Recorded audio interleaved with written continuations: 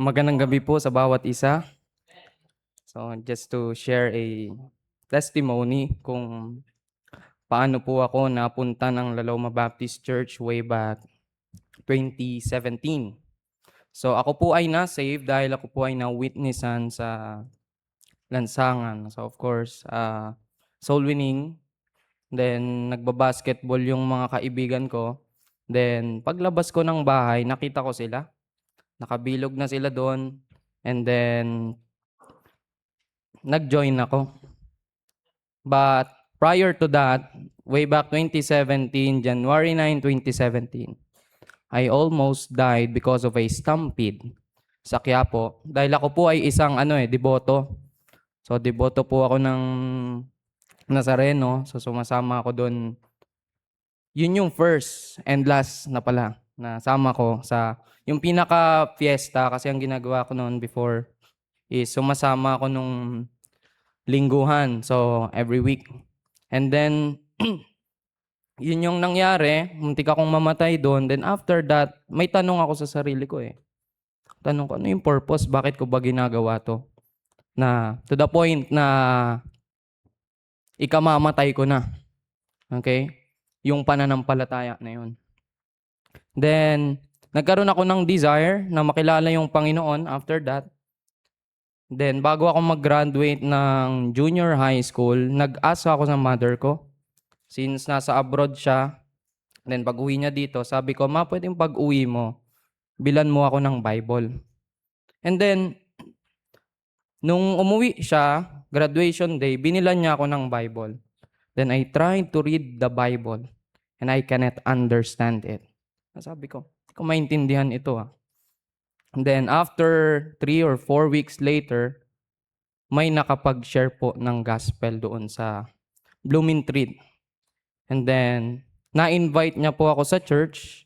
Then, simula po noon, nag-attend na ako dito sa Laloma Baptist Church. And bago po kami pumunta ng church noon, Sunday, April 30, sabi ko sa nag-invite sa akin, pwede ko po bang dalin yung Bible ko? And then sabi niya, sure, dalin mo. Then dinala ko yung Bible ko. Then, ang pagpunta ko dito, yung Bible na hawak-hawak ko, King James Bible, which is yun yung binili ng mother ko. Sabi ko, God has a purpose. May purpose po ang Panginoon. Okay, so yun po ang aking testimony. Then after that, nag-Bible school po ako way back 2018. Then umalis ng bansa, nagtrabaho abroad. And then, binalik ng Panginoon sa bansang Pilipinas. Amen? May purpose. So, nung nag-work ako doon, which is, yes, malaki yung salary, pero iba pa rin yung joy mo when you serve the Lord Jesus Christ. And nung time na yon, sabi ko parang wala na eh. Sabi ko ayoko na ngang mag-aral. Quit na ako. Sabi ko ayoko na mag-aral ng college. And then, yung Panginoon, niredirect niya yon. Then, nilagyan niya yung desire sa puso ko na magpatuloy sa pag-aaral. Then 2023, bumalik ako ng Pilipinas para ipagpatuloy yung college ko kasi face-to-face na talaga, wala nang online. So, from that day, yun na yung start na tuloy-tuloy na yung nakakapag-ministry ako by God's grace. And then, yun yung nangyari. So, ang plano ko, which is, normal naman talaga yun, meron kang plan. Okay, meron kang plan sa sarili mo, meron kang mga desire na gawin na ito yung gagawin mo after mo mag-graduate. Marami kang plan. Marami akong plan that time na sabi ko by April or May this year, 2026, aalis na ako ng bansa at doon na ako magpapatuloy sa Japan. But when I came back there, December 2025, inalis po ng Panginoon yung residency ko. So may purpose. So sometimes we have a lot of plans. But kung hindi yung plano ng Panginoon sa buhay mo, babalik ka talaga. Katulad nga po nung kay Jonah, ang command ng Panginoon kay Jonah is to go to Nineveh but he went to Tarshish. Then God intervened and binalik si Jonah sa kung saan dapat siya. Okay, so yun po yung nangyari. Then now, nandito po ako sa inyong harapan. Ito lamang po ay biyaya ng Panginoon. So, wala po akong pagmamalaki dahil ako lamang po ay niligtas ng Panginoon. So, di ko na po patatagalin, and thank you po, Pastor Ramil, for this opportunity na makapag-share po ng Word of God this evening. Buksan po natin ang ating mga Biblia. Tayo po ay tumayo as we give reverence to the Word of God. 1 Chronicles chapter 4.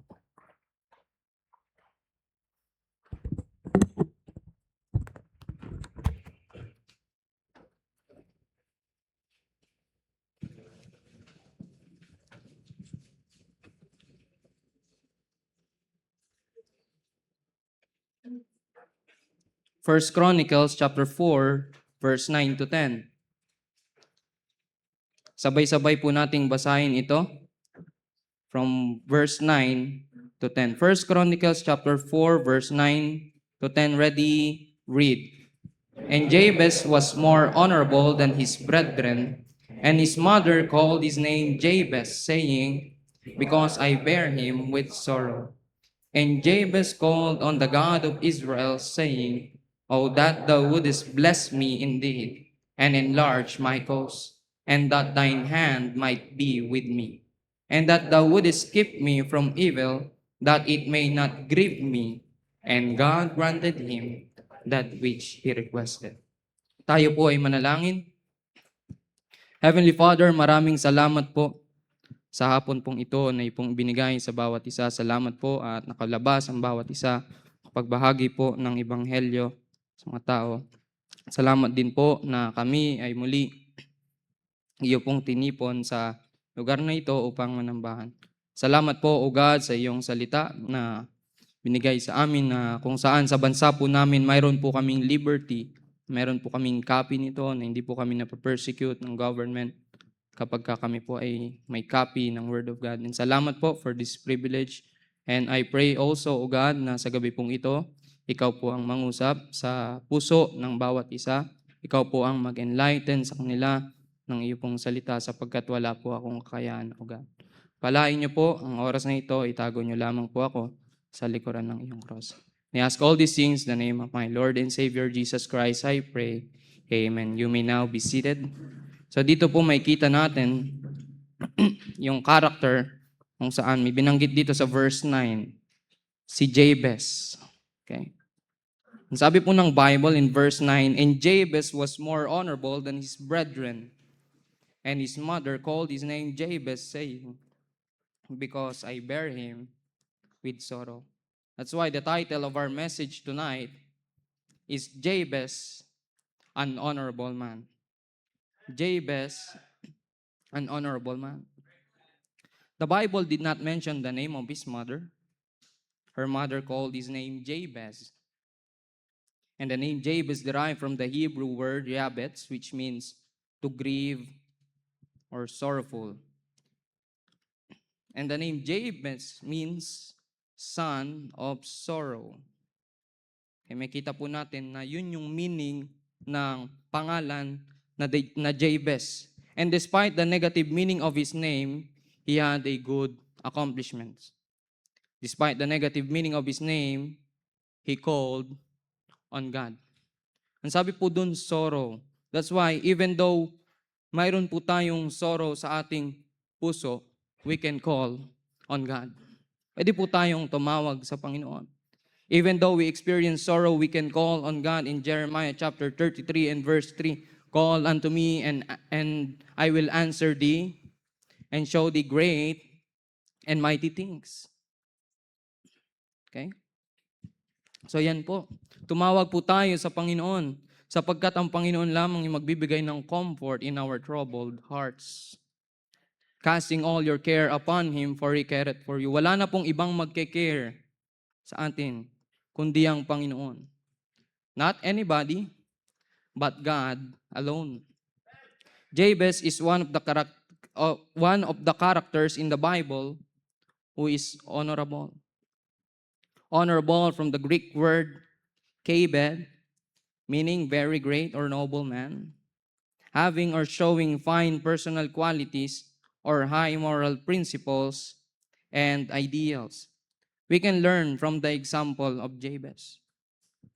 And may kita po natin na dapat po bilang isang mananampalataya, taasan din po natin yung standard natin bilang mananampalataya ng Panginoong Jesucristo. And why did God grant his prayer? Number one, because of his prayer to God.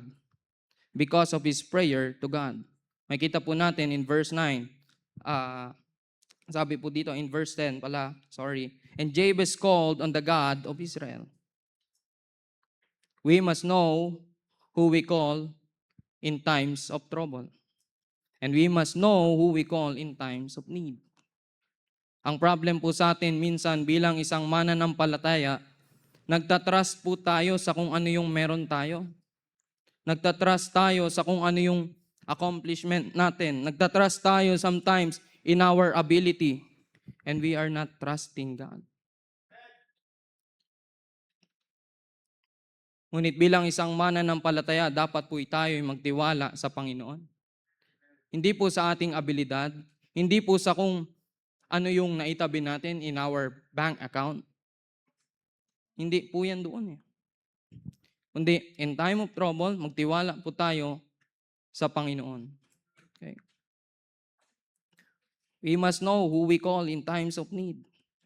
Kaya nga po kanina sa Jeremiah chapter 33 verse 3, call unto me and I will answer thee. Sino po yung tatawagan natin? Ang Panginoon, hindi po ang tao. Amen? Call unto me, and I will answer thee, and God will answer. Okay? But ang Panginoon, may answer siya. Sometimes, meron tayong mga ina-ask, but tatlo yan eh. It's either yes, it's either no, or wait. Yan po ang ano ng Panginoon, answer. Jabez is an honorable man because of his prayer. And Jabez called on the God of Israel.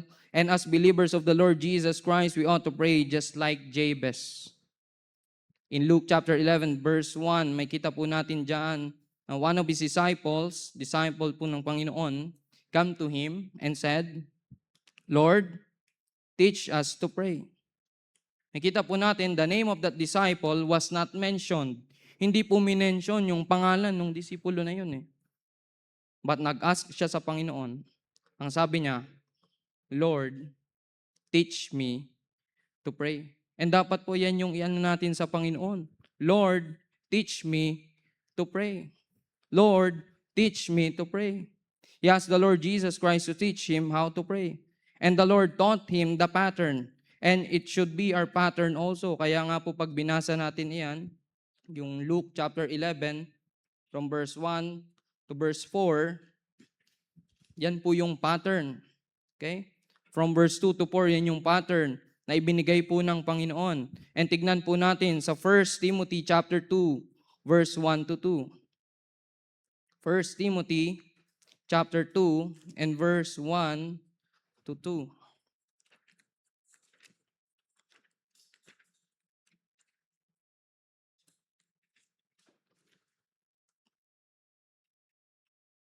And in verse 1, the Bible says, I exhort you therefore, that first of all, supplications, prayers, intercessions, and giving of thanks be made for all men, for kings and for all that are in authority, that we may lead a quiet and peaceable life in all godliness and honesty. Now, kanina nakita po natin yung pattern sa Luke chapter 11 na kung saan yung prayer, hindi po yan yung kinakabisado. Hindi yan yung paulit-ulit mong binabasa sa booklet.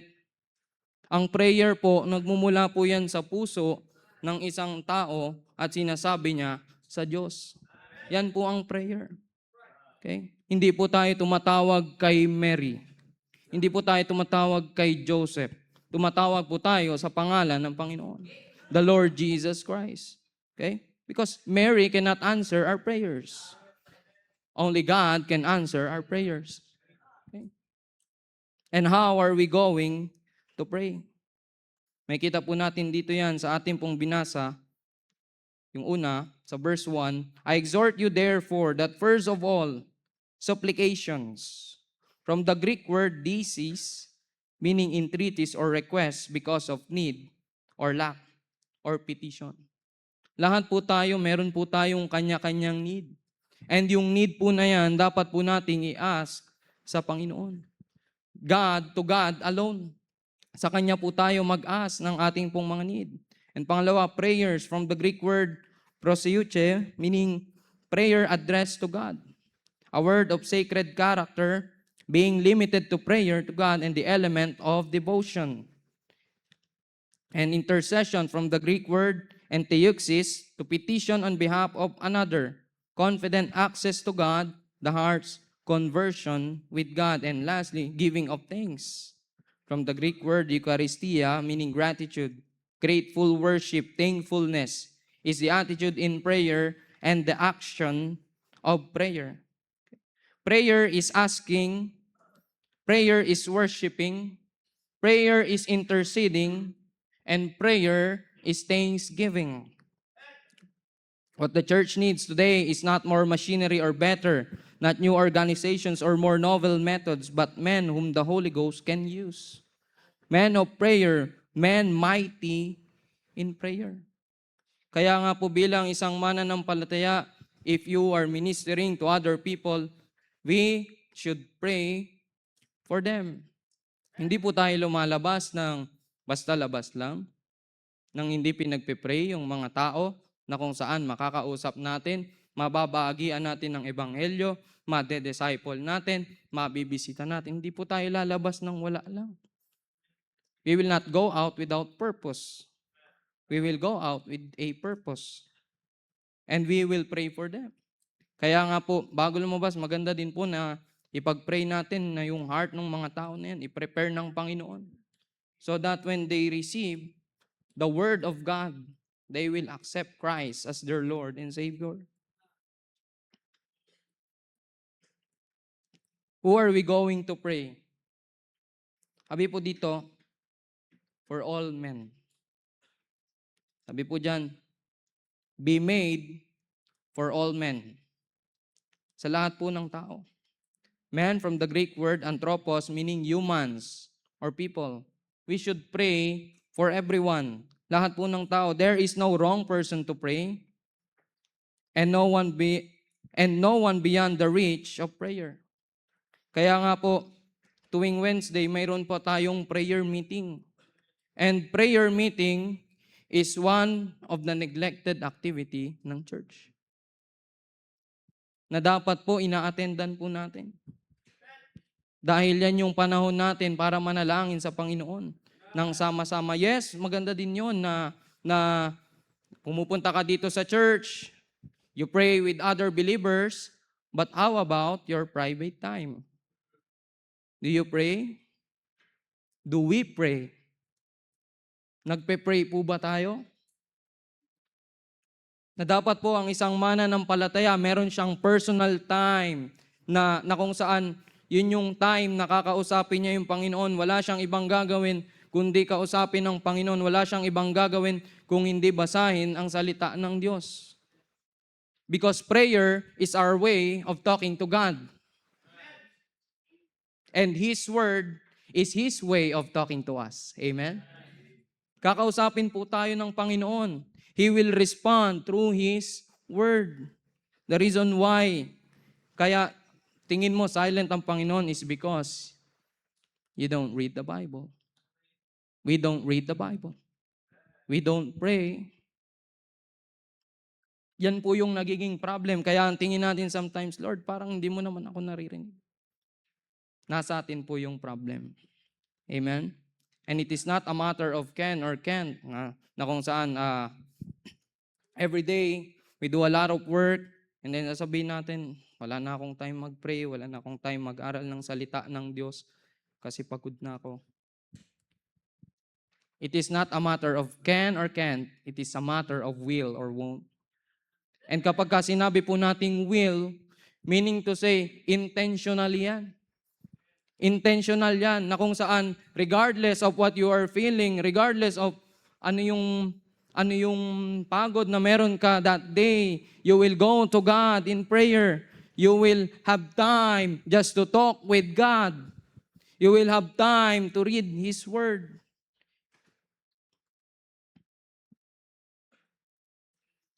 Kaya bigyan po nating value yung prayer and personal time with Him.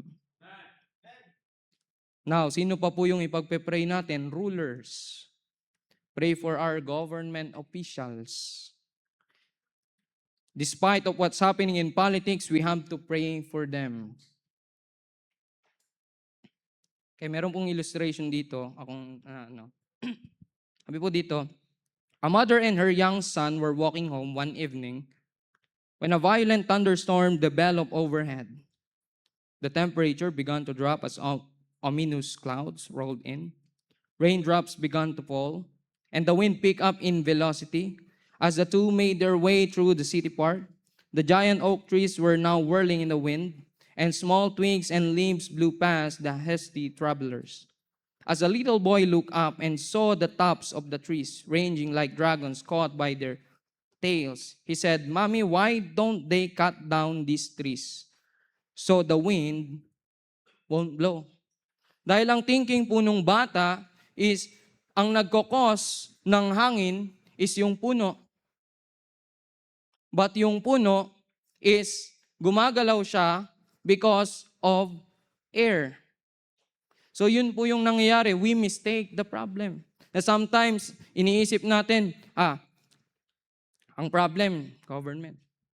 Kasi corrupt yung mga yan. Listen, in the Bible, sinabi ng Panginoon sa Ephesians, for we wrestle not against flesh and blood, against principalities, against powers, against the rulers of the darkness of this world. And that is Satan. Okay? That's why the problem is not the politicians. The problem is Satan. Many times we made the same mistake. That's why we have to pray for our rulers. Praying for our rulers is better than complaining about them. Sometimes we complain. Sometimes,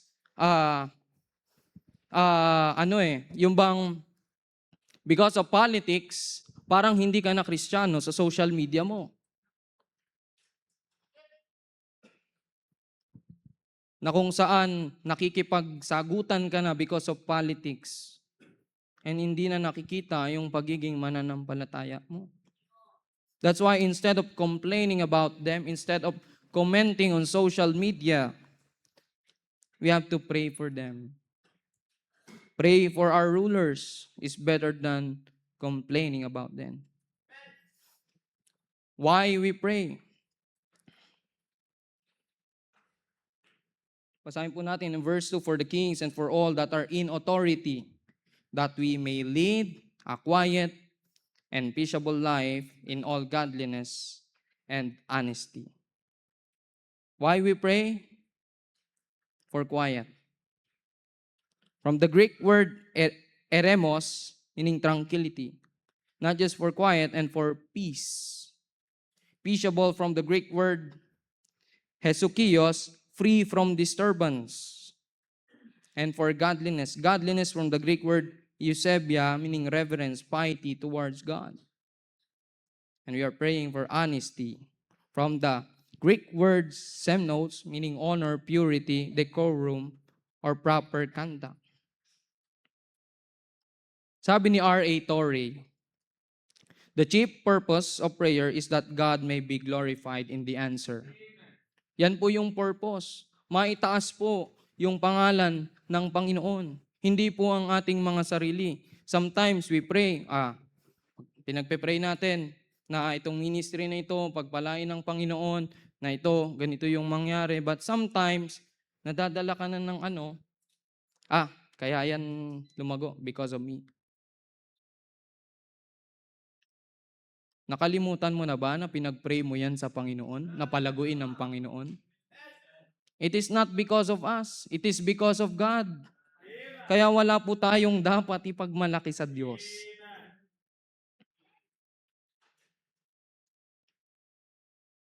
Secondly,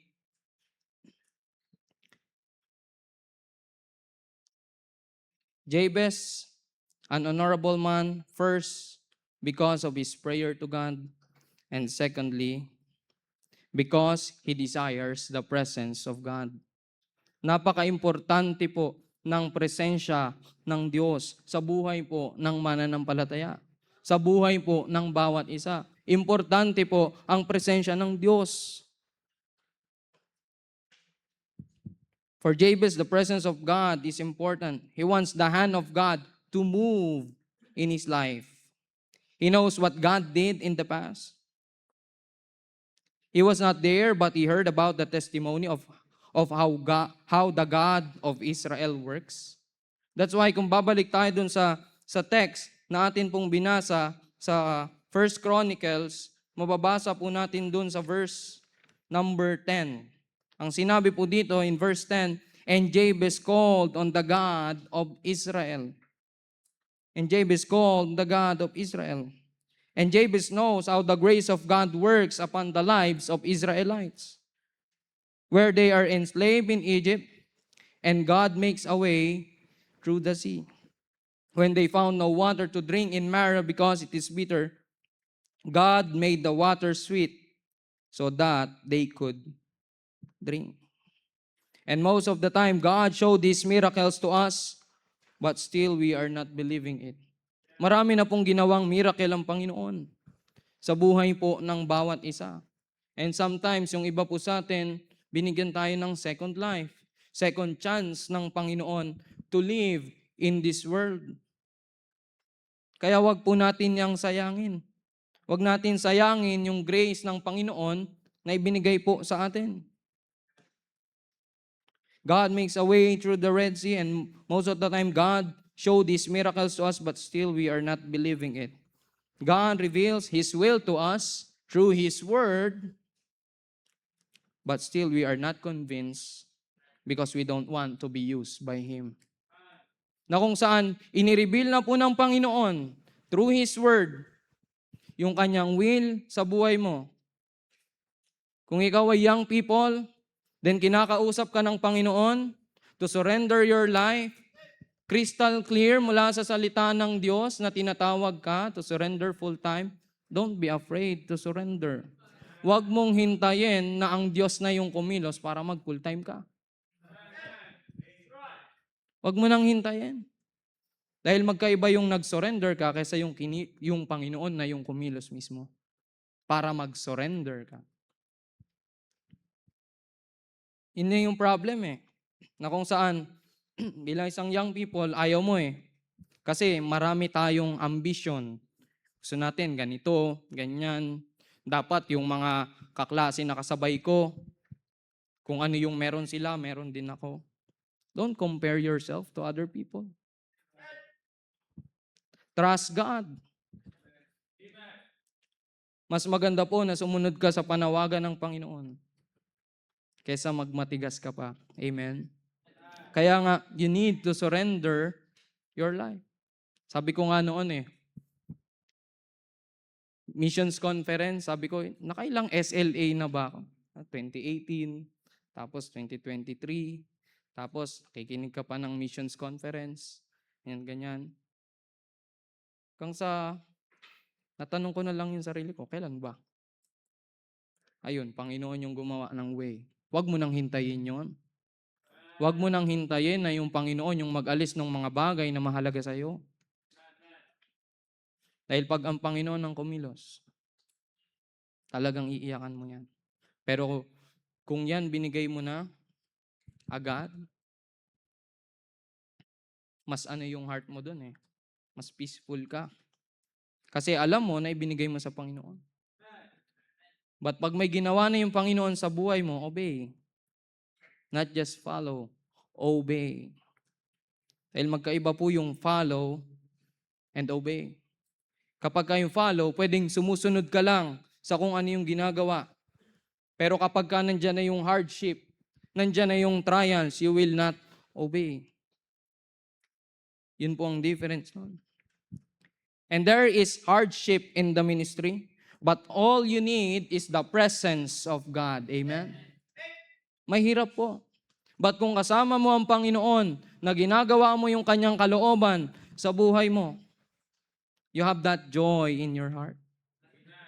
Kaya nga po meron tayong kinakanta there is joy, joy, joy in serving Jesus, joy that throbbs within my heart. Every moment, every hour. Di ba? May joy ka sa puso mo when you serve the Lord Jesus Christ. Amen? All we need is His power. Little prayer, little power. Much prayer, much power. Tingnan po natin dito sa Exodus chapter 33 verse 15. Exodus chapter 33 verse 15. Makita po natin dito yung desire na mayroon si Moses. Exodus chapter 33 verse 15. And the Bible says, And he said unto him, If thy presence go not with me, carry us not up hence. Panginoon, kung hindi mo naman din kami sasamahan to go into the promised land, wag mo na kaming dalhin doon. Because blessings are empty without the blesser. The gifts of God are meaningless without a giver. God has nothing greater to give His people than Himself. Kaya po i-desire natin yung presence ng Panginoon. Kung meron kang papasukin, ikaw ay papasok ng college, pag-pray mo. Ano yung course na kalooban ng Panginoon sa buhay mo? And you need God presence. And thirdly, hindi pa pala last, kasi nasanay ako pag baptist daw, 3 points eh. But here, thirdly, because he yearns for the protection of God. He yearns for the protection of God. Makita po natin, basahin po ulit natin sa verse 10 ng 1 Chronicles. And Jabez called on the God of Israel, saying, O that thou wouldest bless me indeed, and enlarge my cause, and that thine hand might be with me, and that thou wouldest keep me from evil, that it may not grieve me. And God granted him that which he requested. Yearning means having an intense feeling or longing for something, typically something that one has lost or been separated from. That's why kung nawalan ka na ng time to pray, yearn for that. Yearn for that. Bumalik ka lang sa Panginoon. It's not too late. Go back to God in prayer. Jabez prayed to God for protection. And we must pray for protection because we have the tendency to love the world. We have the tendency na mawala po sa kalooban ng Panginoon. Buksan po natin sa 1 John chapter 2 verse 15 to 17. 1 John chapter 2 verse 15 to 17, the Bible says, Love not the world, neither the things that are in the world. If any man love the world, the love of the Father is not in him. For all that is in the world, the lust of the flesh, the lust of the eyes, and the pride of life, it is not of the Father, but is of the world. And the world passeth away, and the lust thereof. Then maganda pong itong ano na ito ay guhitan po ninyo sa inyong mga Bible. But he that doeth the will of God abideth forever. He that doeth the will of God abideth forever. Kaya nga po mas maganda na gawin po natin ang will ng Panginoon sa atin pong mga buhay. And tingnan po natin dito, yung isa-isahin po natin. The lust of the flesh. Lust from the Greek word epithumia, meaning desire, craving, or longing. Desire for what is forbidden. Yan po yung lust. Kung ano po yung pinagbabawal, yan yung gusto mo. Yan yung lust na mayroon ang bawat isa. Dahil bilang isang mananampalataya, hindi naman po tayo na save tapos perfect na. Wala nang kasalanan. Kundi meron kang dalawang nature sa buhay mo. Meron kang old nature or yung sinful nature mo, and you have that divine nature or yung new nature na meron ka nung naligtas ka na. And yung dalawa na yan, hindi yan talaga magkakasundo. Kaya nga dapat mong piliin na mag-submit sa kalooban ng Panginoon.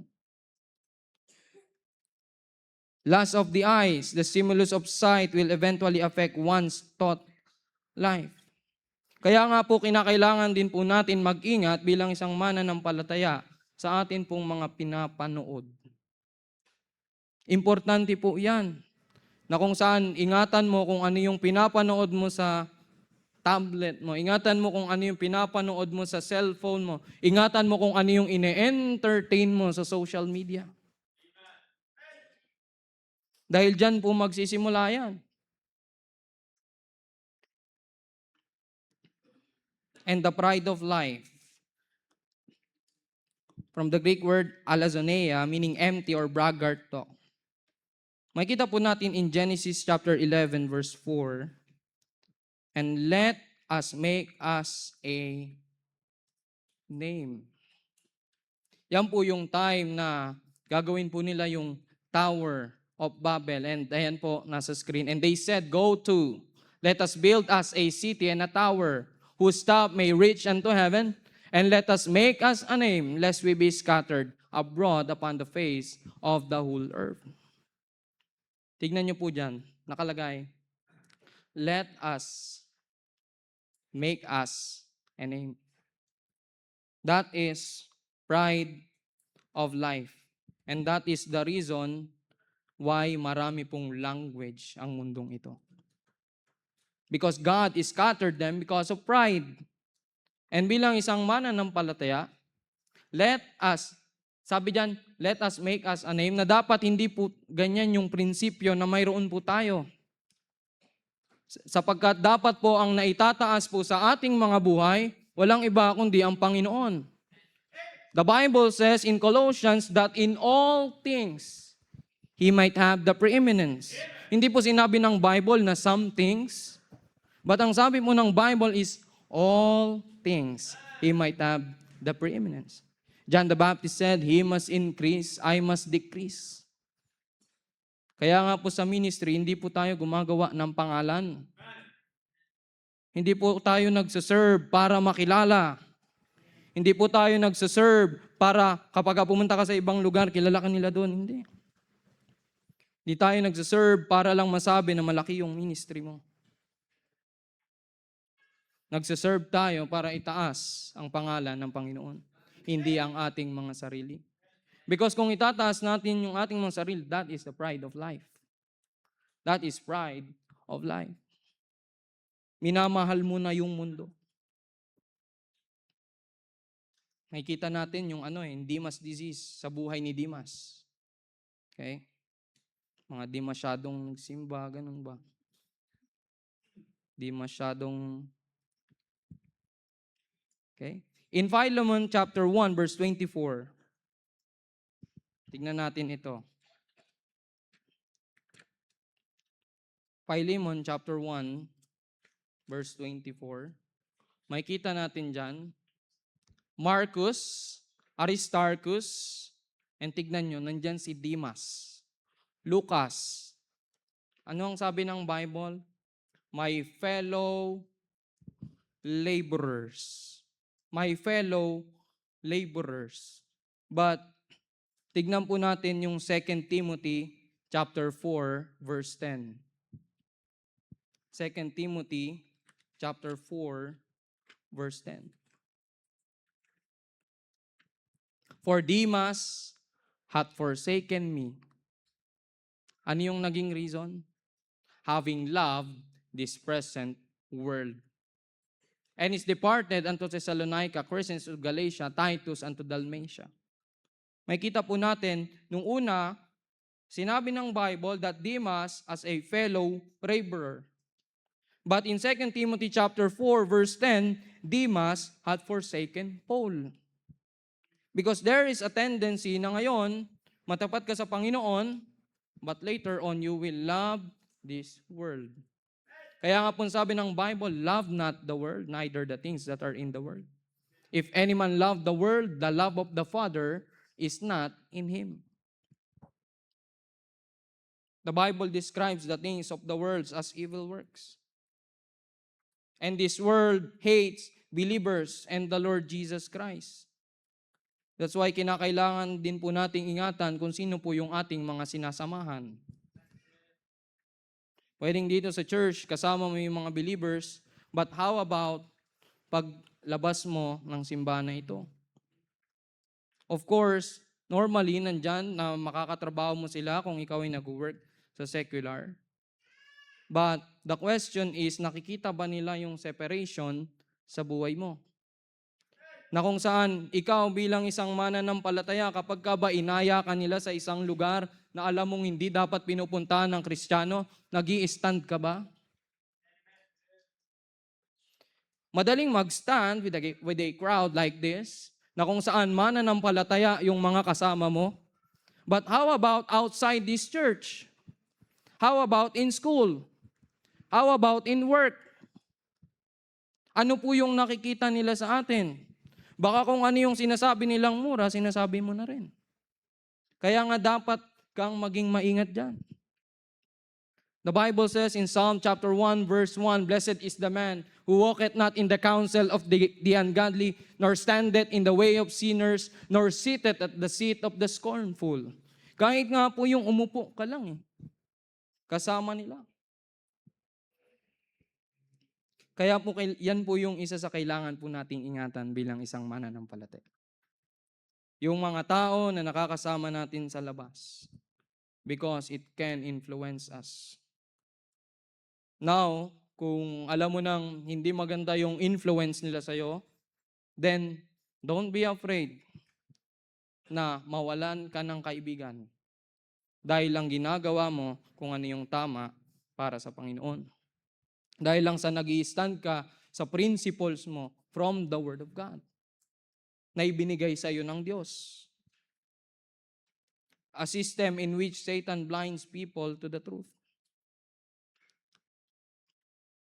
These fleshly desires, lusts, and prideful thoughts do not come from God, but from the world.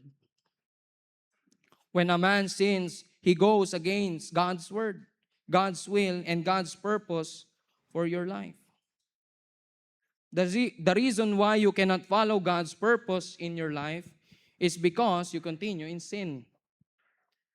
Na kung saan kung hindi mo matututunan, i-let go yung kasalanan na yan, God will not use you.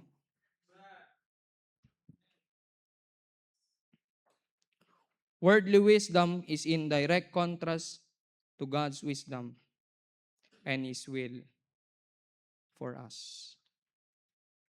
And lastly, Jabez knows the prejudice of sin. Sapagkat alam niya po kung ano yung magiging consequence ng kasalanan sa kanya pong buhay. Basahin po natin muli sa verse 10. Po natin ito in verse 10. "And Jabez called on the God of Israel, saying, O that thou wouldest bless me indeed, and enlarge my cause, and that thine hand might be with me, and that thou wouldest keep me from evil, that it may not grieve me." Alam po ni Jabez that sin will hurt his life. Jabez knows that sin will hurt him. He realized that in the middle of blessing, spiritual increase, and enjoyment of power of God in his life, he could still fall to sin. Jabez knew that sin's consequences often cause grief. Tignan po natin ito sa Isaiah chapter 59, verse 1 to 2. Isaiah chapter 59, verse 1 to 2. "Behold, the Lord's hand is not shortened, that it cannot save, neither his ear heavy, that it cannot hear."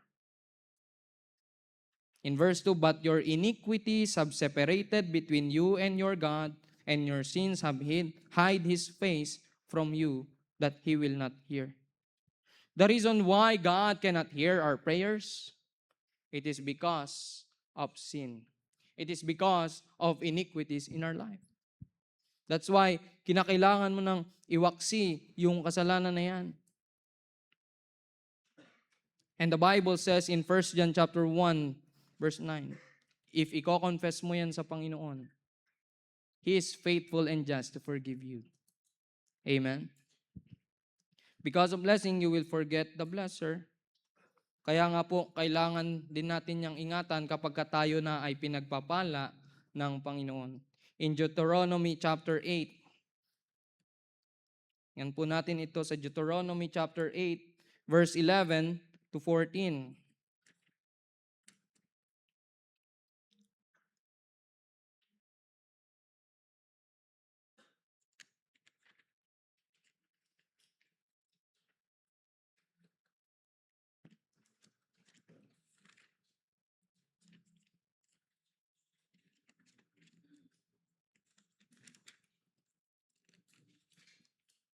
Deuteronomy chapter 8, verses 11 to 14. And sabi po ng Bible, beware that thou forget not the Lord thy God, in not keeping his commandments and his judgments and his statutes, which I commanded thee this day, lest when thou hast eaten and art full, and hast built goodly houses, and dwelt therein, and when thy herds and thy flocks multiply, and thy silver and thy gold is multiplied, and all that thou hast is multiplied.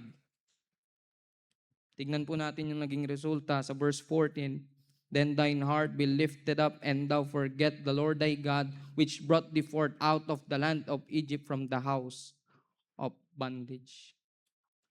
That's why kailangan po nating mag-ingat sa mga bagay na yan kapag tayo ay pinagpapala na ng Panginoon. Remember God.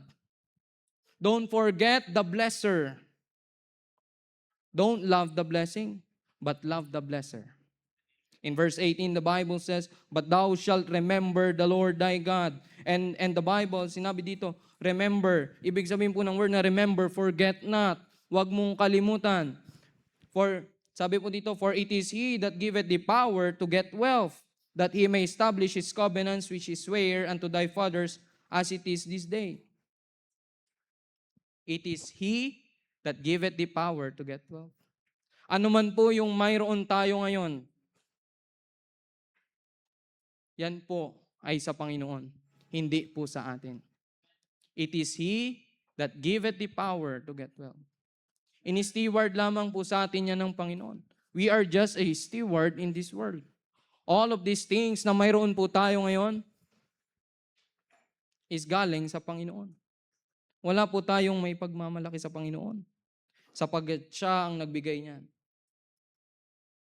It is He that giveth the power to get wealth. Do not allow the blessing of God to be the reason why you will forget Him. Walang masama na ikaw ay i-bless ng Panginoon. Pero kung yung blessing na yung nagiging reason why lalayo ka sa Diyos, ipag-pray mo, Lord, wag mo na lang akong i-bless kung lalayo lang din ako sa iyo.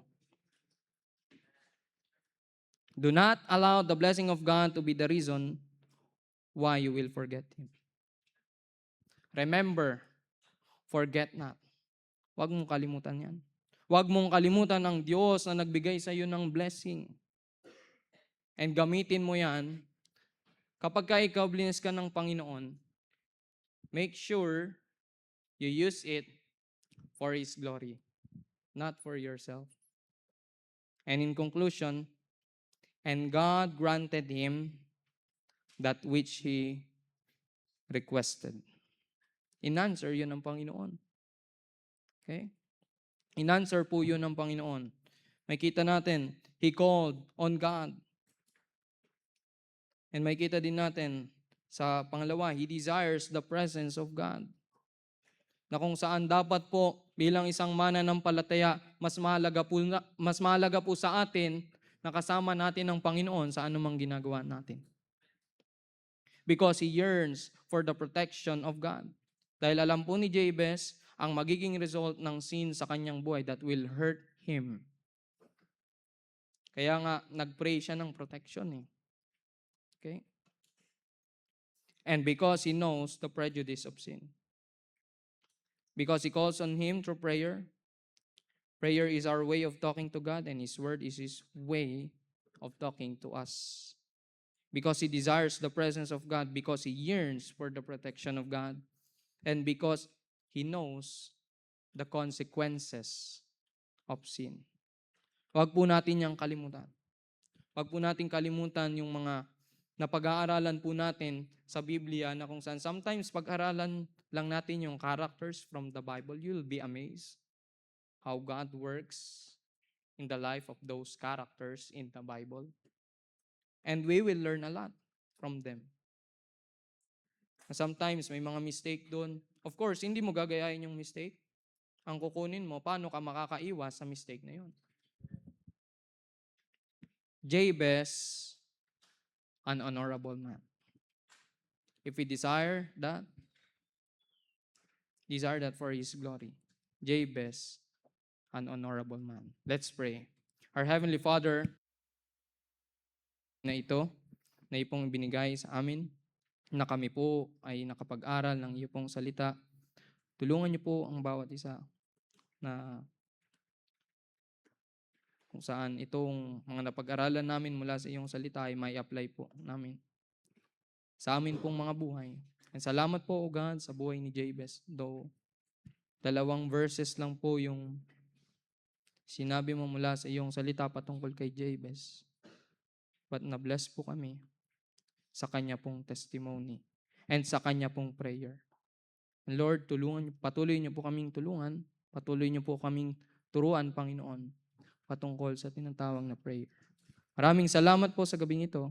And I ask all these things in the name of my Lord and Savior Jesus Christ, I pray. Amen. Thank you, Brad. Okay, so question ko lang, no? Sino sa inyo naniniwala si Jabez totoo? Naniniwala ba kayo na si Jabez totoo? Taas ang kamay. Ayan. O naniniwala ka na si Jabez totoo, naniniwala ka rin na totoo yung ginawa ng Panginoon dito. Sometimes kasi kuminsan, alam niyo bakit hindi tayo binibless ng Panginoon? Maraming nakasulat sa Bible pero hindi tayo, kanina gusto ko ituloy mo yung Demas eh. No? Kasi di masyadong nagpe-pray, di masyadong nagbabasa, di masyadong nakikinig, di masyadong, ang daming Demas eh, man. Okay? Pero isang makikita natin dito is, si Jabez, makita natin na grinant ng Panginoon eh. By the way, kung irirespeto mo lang talaga ang Panginoon, the way na inirespeto ni Jabez ang Panginoon, hindi mahirap mag-pray. Amen? Amen? Kaya lang kung minsan hindi natin ganun karespeto ang Panginoon, tingnan nyo. Sa prayer, ang dami nagdi-disturb sa atin. Habang umikot din ako sa tingin ko sa paligid natin, sometimes, kung nadi-disturb ka sa prayer, nadi-disturb ka rin sa listening. Alam niyo yun, yung may preaching, pero ako pinipilit ko, inaantok ako, pero I will try na hindi ako antukin. Magmula nung na-save ako, pagka nakikinig ako, pagka preaching talagang gagawin ko yung best. Kaming dalawa ni Pastor Nat, magkukurutan kami yan para lang hindi kami antukin. To the point na kuminsan bumabaon na yung kuko ni Pastor Nat sa akin na para lang hindi antukin. Iinom ako ng tubig para hindi ako antukin. Pinakikinggan ko because Lord, I want you to speak to me. Amen? At once na tingnan ninyo mabuti ang ginawa kay Jabez, he prayed. Dinesire na talaga yung blessing. And sabihin ko sa inyo to, no? Marami sa atin nagyayabang, honestly, hindi natin to napapansin. Pero mayabang tayo kasi hindi tayo nagpipray sa Panginoon para i-bless tayo. Ang ginagawa natin yung best. Pero kahit anong gawin mong best, kung hindi mo kasama ang Panginoon, walang blessing. Pero once na nag-pray ka, Lord, bless me indeed. Bless me indeed. Lord, ikaw ang mag-increase ng mga bagay na to. Sa totoo lang, hindi mahirap magtrabaho, hindi mahirap magnegosyo, hindi mahirap i-provide yung need. Ano yung problema lang natin? Kaya ng Panginoon yan eh. Respetuhin natin ang Diyos. Mag-pray tayo sa Panginoon, maniwala tayo sa Kanya. At ang sabi niya dito, that thy hand might be with me. Alam niyo, isa sa pinakamagandang pag-pray talaga ng mga mananampalataya, Lord, yung makita nila yung kamay mo na nasa akin, yung makita nila na yung presensya mo nasa akin, yung makita nila na yung pag nag-pray ako talaga makikita yung, alam niyo, yun ang pinakamaganda. Because ang power natin as a Christian, nasa Panginoon, hindi sa atin. Sasabihin ko rin sa inyo to, kahit worker ka sa church, kung nag-work ka, ikaw ang pinaka-best worker, pero hindi ka nakikipag-ugnayan sa Panginoon, you are just like Martha. Ang gusto ng Panginoon, hindi Martha. Gusto niya, Mary. Si Martha nagtatrabaho, ang daming ginagawa, busy. Akala niya, sapat na yun para mas tuwa ang Panginoon. Ang sabi ng Panginoon kay Mary, ay sabi ng Panginoon kay Martha, mas maganda yung pinili ni Mary. One thing that is needful. Nakinig. Nakinig, nagpray. At kapag nagpipray ka sa Panginoon, you will pray for God's protection. At ito yung isang bagay na doon, yung pinaka-conclusion niya, that it might not grieve me. Marami sa atin nag-grieve. Marami sa atin hindi nagiging maayos ang buhay. Ang dami nating mistakes, ang dami nating consequences. Why? Because we do not really desire God. Sana, pakiusap ko lang pag nandito tayo talaga sa church, wala kayong ibang gagawin kundi makinig. Pag umawit, aawit. Pag sinabing magbabasa, magbabasa. Pag sinabing tatayo, tatayo. Pagka nag-pray, pagka nakikinig, pilitin mo yung sarili mo. Kung kinakailangan, pitikin mo yung sarili mo para magising. Kasi sa susunod, baka i-record na nila yung hilik mo, no? Sayang. Sayang. Okay? May mga iba sa atin din habang nandito, iniisip na yung iluluto mamaya. Amen? Sayang. Isipin muna natin kung ano yung sinasabi ng Panginoon. Amen? Pwede tayong tumayo lahat at magkaroon lang tayo ng short invitation. Di ko na patatagalin ang ating mensahe. O ang invitation ay pray na kung nangusap ang Panginoon sa iyo, why not gumawa ka ng pagpapasya? Pwede kang pumunta dito sa harapan. Inayos natin talaga yung harapan para niluluhuran natin. Or pwede ka rin lumuhod dyan sa inyong kinaupuan. But seryosohin natin ang Panginoon if you believe that Jabez is real. If you believe na ang Panginoon kaya talagang mag-bless. At marami kang dinidesire. Actually, lahat tayo dito maraming dinidesire. Sometimes ito yung kalungkutan lang bilang pastor. Sometimes may nakikita ako na yung bang malungkot ka kasi hindi nangyayari yung gusto mong mangyari. Nalulungkot ka kasi ang dami nangyayaring hindi maayos sa ginagawa mo. Binigay mo yung pinaka-best pero walang nangyayari. Alam mo yung nakakalungkot? At nalulungkot din ang Panginoon, sasabihin ng Panginoon sa atin, kumikilos ka kasi outside sa kapangyarihan ko. Ang gusto ng Panginoon, kasama siya. Ang gusto ng Panginoon, irespeto mo siya. At kung irirespeto lang natin ang Panginoon, alam niyo, tinawag si Jabez honorable. Why? Because he honor God. In-honor ng Diyos at hindi siya magkakaroon ng ganyang katinding prayer sa Panginoon kung hindi siya nag-honor sa kanya Diyos. I-honor natin ang Diyos. Pag nag-pray tayo, i-honor natin ang Diyos. Pag nandito tayo sa church, please i-honor natin ang Panginoon. Gawin natin pinaka-best. Prepare yourself. Ayahan mo mag-speak ang Panginoon sa iyo. At once na nangusap ang Panginoon, make a decision. Pastor, ilang beses na akong gumawa ng desisyon, hindi ko rin nagagawa. Pag-pray mo palagi, pag-pray mo palagi, pag-pray mo palagi. Huwag kang hihinto. Huwag kang hihinto. Respetuhin mo ang Diyos, re-respetuhin ka niya. Palagi mo siyang iisipin, makikita mo kung anong gagawin ng Panginoon, and you will say someday, mas madali pala kapag kasama ko ang Panginoon. Mas madali. Kung meron man ditong hindi paligtas, wala pang katiyakan ng kaligtasan, kung ikaw ay nakapakinig na mensahe ngayon, pero wala pa si Jesus Christ sa puso mo, wala ka pang katiyakan ng pagtungo sa langit, taas mo ang kanang kamay mo, gusto namin i-share sa'yo kung paano mo tanggapin si Jesus Christ. Meron ba sa atin? Meron ba sa atin? Meron ba? Meron ba sa atin? Okay? Gusto mong tanggapin si Jesus Christ? Taas mo kamay mo.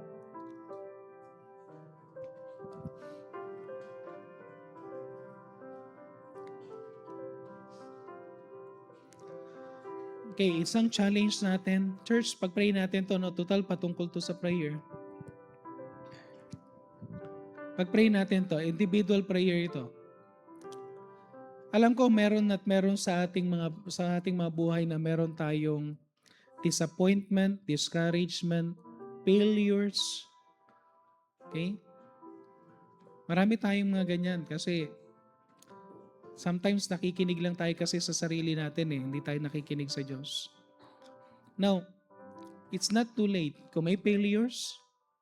It's not too late kung merong mga disappointment, discouragement dahil may mga nangyari na because of the consequences ng ating mga decision. It's not too late to pray. Amen? It's not too late na sabihin mo, Lord, this time, gusto ko lang na, gusto kong ma-experience kita. At kayong mga may ginagawa, honestly, sino sa inyo hindi napapagod sa buhay? O sino sa inyo pagod din? No? Napapagod kayo sa buhay, taas ang kamay. Okay? Nakakapagod, di ba? Pwede lang Para bang, Lord, kailan ba mag-rapture? Amen? No? Hindi no? Lord, kailan ba ako mamamatay? Huwag na ganoon. Mas maganda Lord, kailan mag-rapture? Nakakapagod ang buhay, pero sabihin ko sa inyo, ang sarap mabuhay at makikita mo yung alam mo yung magaang na bagay, bagamat nandiyan yung trials, mabibigat na problema, pero nagiging magaang ang buhay kapag kasama mo ang Panginoon. Amen? So just pray. Pag-pray mo lang, ano ka lang ng Panginoon. Sige po, so tayo po'y manalangin. Let's pray. Heavenly Father, muli po Panginoon, kami pong muli ay nagpapasalamat, nagpupuri sa inyong dakilang pangalan. Lord God, we know na wala po kaming kakayanan. And we are thankful sa lahat, Panginoon, ang binigay niyo po sa amin, Panginoon. Lord God, we acknowledge na katulad ni Jabez, marami siyang mga failure, Panginoon. Marami siyang hardship. Even yung kanyang pangalan ay makakakitaan, Panginoon, ng sorrow, Panginoon. But Lord God, maraming salamat po for His example that He really desire your working, that He really honors you. He really believes in you. He really depends on you, Panginoon.